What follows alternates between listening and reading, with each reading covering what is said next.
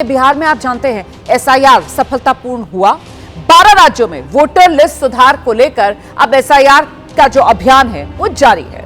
राजनीति के मैदान में इसी को लेकर घमासान भी जमकर हो रहा है। मतदाता सूची पुनरीक्षण अभियान के तहत एसआईआर फॉर्म जमा करने की अंतिम तारीख 4 दिसंबर निर्धारित की गई है और ऐसे में इस अभियान में अब सिर्फ 8 दिन ही बाकी हैं। एसआईआर की प्रक्रिया की वैधानिकता पर सुप्रीम कोर्ट में आज भी सुनवाई जारी रहेगी। इस बीच आरएसएस से जुड़ा संगठन है अखिल भारतीय राष्ट्रीय शैक्षिक महासंघ यानी एबीआरएसएम, इसने चुनाव आयोग को पत्र लिखकर एसआईआर को लेकर चिंता व्यक्त की है। आरएसएस से जुड़े संगठन ने चुनाव आयोग को एसआईआर को लेकर पत्र लिखा है और अपनी चिंता व्यक्त की है।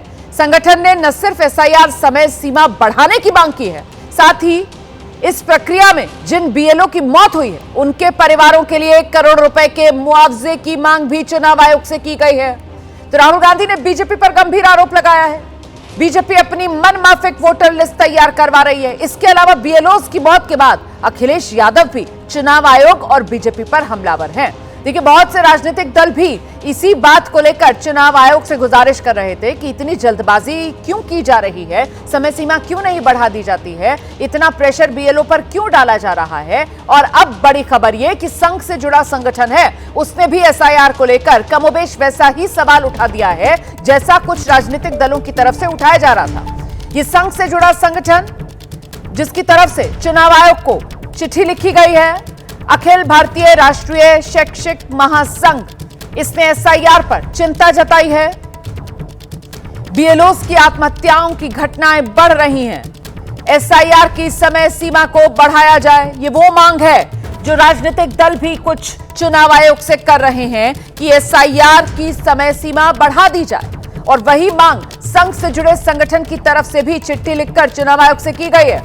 साथ ही संघ से जुड़े संगठन एबीआरएसएम ने जो अब तक बीएलओस की मौत हुई है उन मरने वाले बीएलओस के परिवार को 1-1 करोड़ रुपए का मुआवजा चुनाव आयोग दे, ये मांग भी अपनी इस चिट्ठी के जरिए की है। तो एबीआरएसएम की तरफ से चुनाव आयोग को यह चिट्ठी भेजी गई है। संघ से जुड़ा हुआ यह संगठन है जिसने एसआईआर को लेकर चुनाव आयोग पर एक तरीके से सवाल ही कहा जाएगा जो खड़ा कर दिया है। इस प्रक्रिया में इतनी जल्दबाजी क्यों?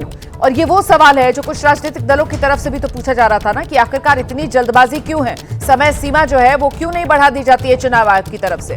ठीक है, पश्चिम बंगाल में तो चुनाव होने हैं, लेकिन बहुत से ऐसे राज्य हैं जहां पर अभी चुनाव नहीं होने हैं, तो वहां पर तो कम से कम समय सीमा बढ़ाई जा सकती है। ये वो मांग है जो कई अलग अलग कोनों से की जा रही थी और अब संघ से जुड़े संगठन की तरफ से भी चुनाव आयोग को चिट्ठी लिखकर यह मांग दोहराई गई है। संघ से जुड़ा अखिल भारतीय राष्ट्रीय शैक्षिक महासंघ चुनाव आयोग को लिखे पत्र में कई मांगे सामने रखी हैं, एक एक करके जान लीजिए आप। इसमें कहा गया है एसआईआर कार्य की अंतिम तिथि को पर्याप्त आगे तक बढ़ाया जाए, वही वक्त बढ़ाने की मांग जो प्रमुख मांग है।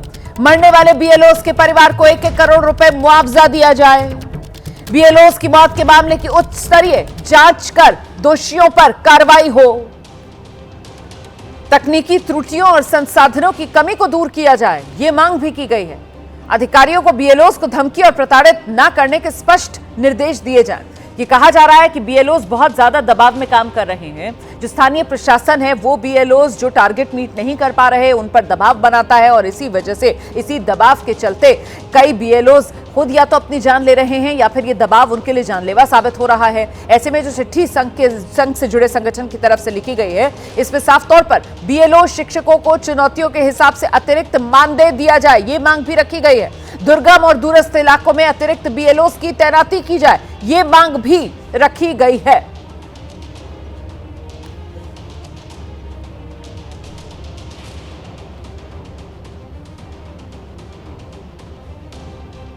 इस बीच कांग्रेस सांसद, लोकसभा में नेता विपक्ष राहुल गांधी ने बीएलओस की मौत के लिए चुनाव आयोग को सीधे सीधे जिम्मेदार ठहराया है।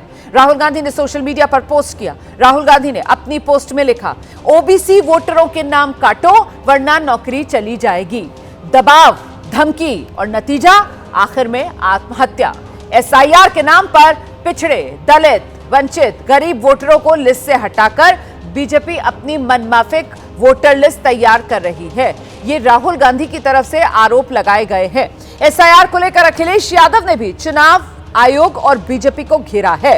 अखिलेश यादव की तरफ से कहा गया है कि एसआईआर के बहाने करोड़ों लोगों को मताधिकार से वंचित करना चाहते हैं। एक तरफ अखिलेश यादव एसआईआर पर सवाल उठा रहे हैं और देखिए दूसरी तरफ बीजेपी है और बीजेपी कह रही है कि फर्जी मतदाताओं की पहचान नहीं होना ये तो लोकतंत्र के लिए खतरा होगा ना। जो सबसे बड़ा अधिकार है आज हमारे वोट का, जो बाबा साहब भीमराव अम्बेडकर जी ने दिया है, एसआईआर के बहाने करोड़ों लोगों को वंचित करना चाहते हैं, करोड़ों लोगों को वोट के अधिकार से दूर रखना चाहते हैं। उत्तर प्रदेश सबसे बड़ा प्रदेश है, यहाँ पर करोड़ों की संख्या में लोगों के वोट काटने की साजिश, षड्यंत्र और अधिकारियों के माध्यम से हो रहा है। अधिकारी जो लगाए गए हैं वो सोच समझ करके लगाए गए हैं, जाति के आधार पर लगाए गए हैं। ये बात मैं इतनी जिम्मेदारी के साथ कह रहा हूँ।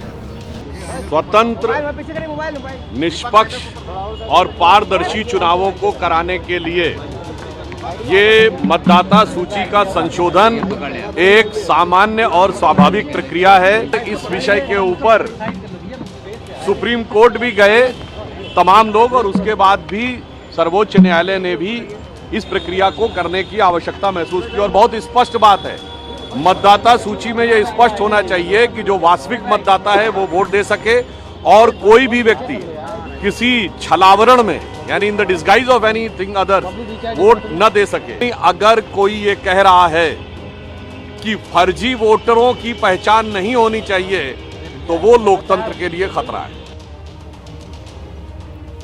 तो ये आपने सियासी वार पलटवार तो देख लिया, लेकिन देखिए ये जो पूरी प्रक्रिया है और इसको लेकर सवाल जो उठ रहे हैं इसके पीछे की वजह जानिए आप, क्योंकि हर देश में कहीं ना कहीं से बीएलओ की जो मौत के मामले हैं वो सामने आ रहे हैं। सिलसिला थम नहीं रहा। अब जैसे उत्तर प्रदेश के फतेहपुर से बीएलओ की खुदकुशी की घटना सामने आ गई। शादी से एक दिन पहले एसआईआर के काम में जुटे बीएलओ सुधीर कुमार ने आत्महत्या कर ली।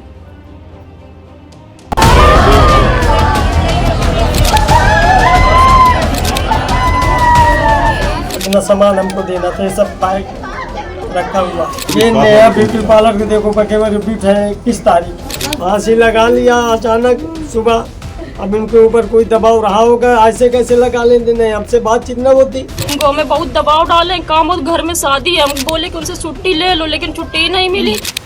इस पिता का दर्द सुनकर आपके आंसू पलकों का दायरा तोड़ देंगे। सोचिए उस बेटी के पिता पर क्या गुजर रही होगी जिसकी बेटी की शादी होने वाली हो और शादी से एक दिन पहले उसका दूल्हा खुदकुशी कर ले।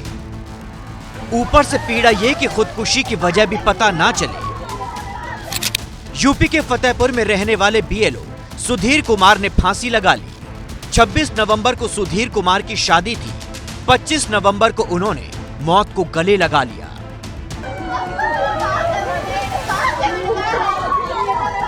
सुधीर कुमार लेखपाल के पद पर तैनात थे और उत्तर प्रदेश में जारी एसआईआर की प्रक्रिया में बीएलओ की ड्यूटी कर रहे थे। बेटी का होने वाला दूल्हा दुनिया से चला गया तो पिता जैसे सुध बुध खो बैठे। अब बेटी की शादी को लेकर की गई तैयारियों के बिल दिखा रहे हैं, दहेज के सामान गिना रहे हैं। ठीक है, दिखा दीजिए ऐसे। हाँ, ये दहेज का पर्चा है, जितना सामान हमको देना था ये सब पैक रखा हुआ है। नया ब्यूटी पार्लर के देखो केवल रिपीट है 21 तारीख बात नहीं कर, मैं इस मुझसे काम है बहुत काम का प्रेशर है, कोई समय पे नहीं बात कर पा रहे, काम का ड्यूटी का। अब शादी की शहनाई वाले घर में मौत का शोर है। बारातियों की जगह वर्दी वाले चक्कर लगा रहे हैं। मृतक के परिजनों का आरोप है कि सुधीर ने शादी के लिए छुट्टी मांगी थी, लेकिन छुट्टी के बदले एसडीएम की तरफ से धमकी दी गई। एसआईआर फॉर्म भरवाने का दबाव डाला गया। कहा गया नौकरी करनी है तो करो वरना निलंबित कर देंगे। आरोप ये भी है कि कानूनगो शिवराम ने घर पर जाकर सुधीर को धमकाया, कहा कि जाकर नौकरी करो। कानूनगो की तरफ से सुधीर के भाई को एक पेपर दिया गया। परिवार के मुताबिक इस पेपर को देखकर सुधीर डिप्रेशन में आ गए और कमरे में जाकर फांसी लगा ली। इतने कम समय में इतना काम ज्यादा लेने का जो तुगलकी फरमान चल रहा है, इसके चलते मानसिक रूप से प्रताड़ित होने के कारण ये सुधीर लेखपाल ने आत्महत्या किया है। अब प्रशासन ने परिवार को आश्वासन दिया है कि मामले की जांच की जाएगी और परिवार के साथ इंसाफ होगा। लेकिन क्या इससे उस लड़की का दर्द कम होगा जिसकी शादी होने वाली थी? उस पिता की पीड़ा कम होगी जिसकी बेटी की शादी का सपना टूट गया? क्या चुनाव आयोग बीएलओ की मौत पर कोई जवाब देगा?